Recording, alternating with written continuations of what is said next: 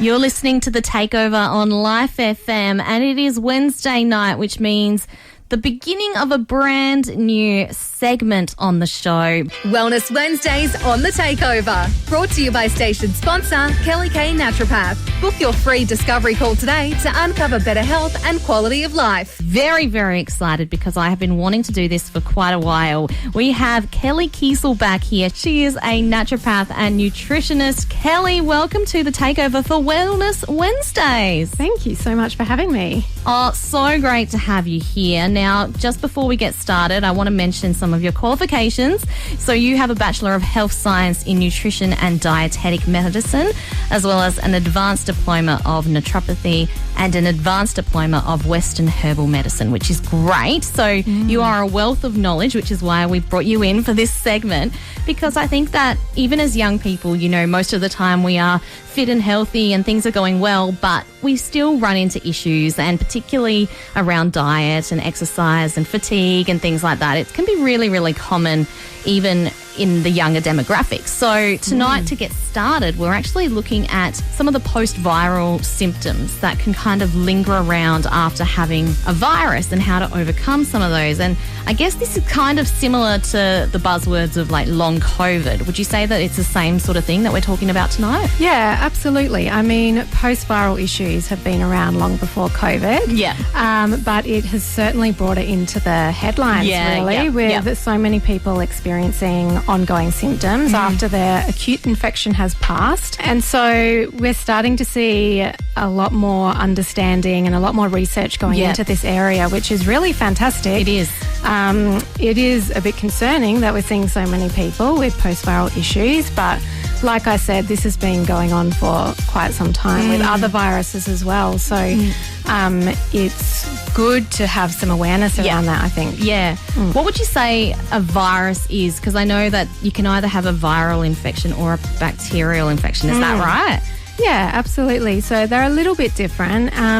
Viruses tend to rely on us to replicate and grow within our cells. And when we get symptoms to a virus, it's really our immune responding to that virus, trying to deal with it and neutralise it and get it out of the body. So they can be quite damaging. But we also find that viruses give us, you know, regardless of what type of virus, they do tend to give us similar symptoms often. Okay. Because it is that immune response that's being mounted towards it. So as you were saying, COVID is obviously the big kind of one in the headlines at the moment, even though we're kind of on the other side of, I guess, the panic and the uncertainty around what the virus was like a couple of years ago. Now we're probably in a better place in terms of knowing how to deal with COVID and what to expect. But what are some of the symptoms that people would get with viral infections? Sure. So the typical one, which overlaps pretty much all viruses, is fatigue. So that can be really quite severe, or it might be more mild depending on how we respond. And then there'd probably be things like brain fog and muscle aches and pains. You know, all the typical things that you feel when you get a cold or a flu that can make you feel really unwell, and all of those respiratory symptoms as well, the coughs and things. So I've got another question which might seem a little bit naive. I don't know. That's all right. Cold and flu, is that the same thing as a virus? Like, is that a type of virus? They are various types of viruses. Okay. Yeah, so there are different types of viruses that can cause a common cold or that can cause like a flu, an influenza virus. Which is why I guess they're saying that COVID is quite similar in symptoms to the influenza virus and that sort of thing. So who can be affected by viruses? Who do they usually target? Well, it is non-discriminatory. Obviously, people with lowered immunity are going to be more at risk, and perhaps people who are elderly or people who are very young, like infants.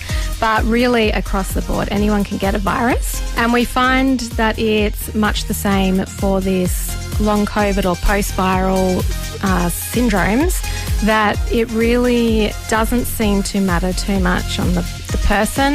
It can hit at any age. We do see a lot of people in sort of their teens and 20s, and then again in their 50s and 60s. We notice this a lot, but it can happen at all ages. Okay, yeah, very, very interesting.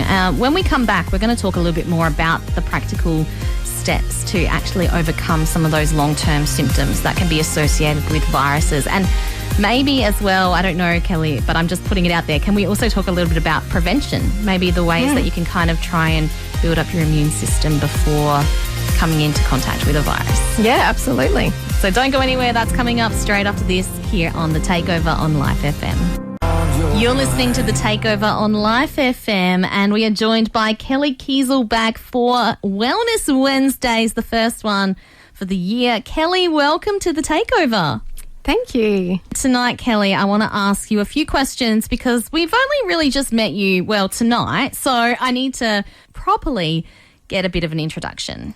The Takeover have a lot of guests, but how well do you actually know them?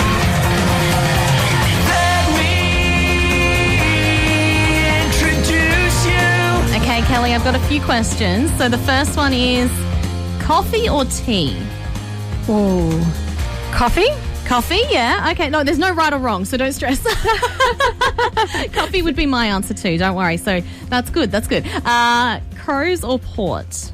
Which one is your football team? Don't care. Okay. Oh, is that not the right? Now that is the wrong answer. No, that's okay. That's all right. Hey, I've only had Crows so far when I've been playing this, and I've been a little disappointed with that. So you know what? On the fence is good. Sorry, yeah. And the last question is summer or winter? Which one do you prefer? Summer, 100%. Love the sun, love the beach. Love it, love it. More the fact that I can't stand the cold. Probably hate winter more than love summer. Okay, fair enough. Well, welcome to the show. Thank you. Very cool to have you here because you are a wealth of knowledge. As I mentioned earlier, you've got heaps of credentials, but I will go through them. Bachelor of Health Science in Nutrition and Dietetic Medicine, Advanced Diploma of Naturopathy, and Advanced Diploma of Western Herbal Medicine. So you certainly know what you're talking about, which is very good. And tonight we are looking at post-viral syndrome. So having COVID or glandular fever or something that is a viral condition, and then finding that some of those symptoms that linger around, like tiredness and fatigue and brain fog, how to best, get through those symptoms. And you've got some pretty good tips. Yeah, well, I mean, if people find that they are having those ongoing symptoms after the infection's resolved, it can be really distressing, but there are a few things that you can do. And so I tend to take like a layered approach. So the first thing that people need to do is rest. Yep. And I know that sounds very obvious and ridiculous to say, but we need to get better at resting. We're not great at resting, are we? We're not so good at resting. We're used to living very busy lives, and it can be really hard when all of a sudden you find yourself chronically fatigued and with all these symptoms and find it really difficult to do the things you used to do. So I suggest that people take a really strategic and intentional approach to rest.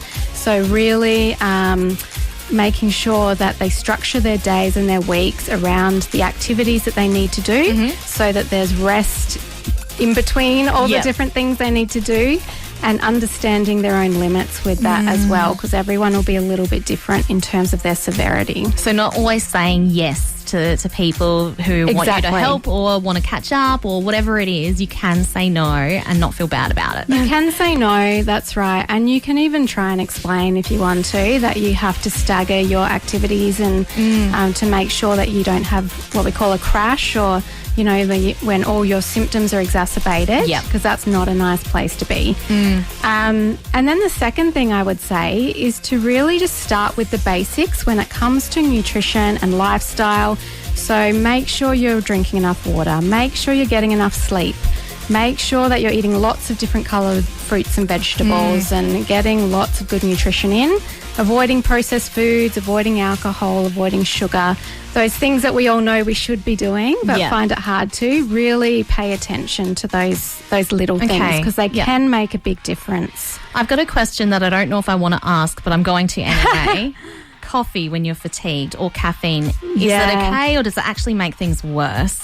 It can make things worse for sure. So often the time that we want coffee the most is the worst time to drink it because it really can. Sorry. That's okay. See your face drop then? Oh, yeah. No, but, you know, it can upset our blood sugar, which can make us feel more fatigued, and it can also increases the cortisol in our blood. And so that ongoingly can actually make us feel worse. Okay. So it is something to be mindful of, and maybe just, you know, pick and choose when you have your coffee, or maybe replace it with some herbal teas. Or do something like that. Or even just drinking more water tends to help when you're feeling tired. Drink more water, exactly. Yeah. Or have a nap. Yeah, or take a nap. Yeah, that's right.